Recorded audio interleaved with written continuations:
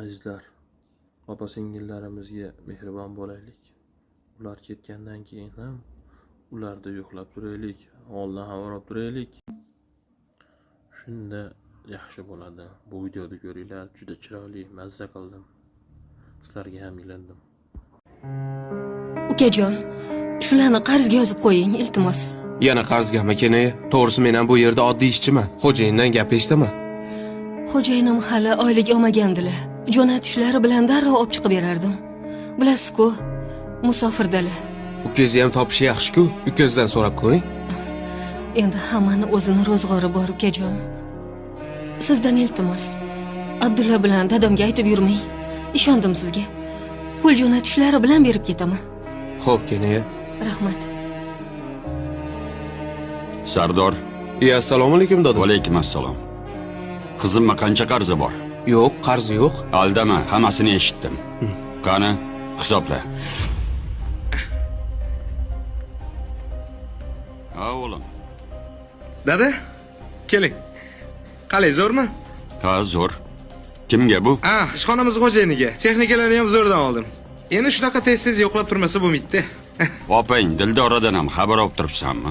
Opa nima kamchiligingiz bor deb so'radi. O'tgan oy aytdingiz-ku. 4 ta non ko'tarib 10-15 minut gaplashib keldim. Endi kamchiligi bo'lsa eriq beradi-da. 4 ta non degin. Sen boshlig'ingga narsa tashishdan bo'shamaysan. Ishdan bo'shatib yubormasin deb paxta qo'yib yuribsan. Opangning 3 ta bolasi borligini. Eri musofirdaligi esingga kelmaydi. Yana uyalmasdan 1 oy oldin 4 ta non olib borganingni gapirasan. Endi boshliqqa tez-tez narsa olib borsam, lavozimim tezroq ko'tariladi, dada. Sen qorni to'q odamni to'ydirib yuribsan. Agar opangdan xabar olsang, mansabingni bilmadim-u, lekin martabang oshadi. Dada, meni ham o'zimga yarasha tashvishlarim bor. Ishxonamda o'rnimga ko'z tikib turganlar qancha. Yana xudo urib ishdan bo'shatib yubormasin. Ey bola, bir narsani yaxshi bilib ol. Xudo ursa, boshlig'ingga paxta qo'ymaganing uchun emas, opangdan xabar olmaganing uchun uradi. Opang 1 oydan beri do'kondan qarzga narsa olib yeyapti.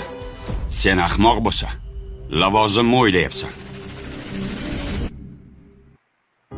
Tog'ajon mazza ekan. Rahmat. Osh bo'lsin, qizim. Nima qilarding shuncha ovora bo'lib, ukajon? Hamma narsamiz bor edi. Kecha pochchangga ham pul jo'natgandilar. Hammasidan xabarim bor. Do'kondagi qarzlaringizni dadam to'lab qo'yibdilar. Shu paytgacha xabar olmaganim uchun meni kechiring. Bundan keyin har doim yoningizda bo'laman.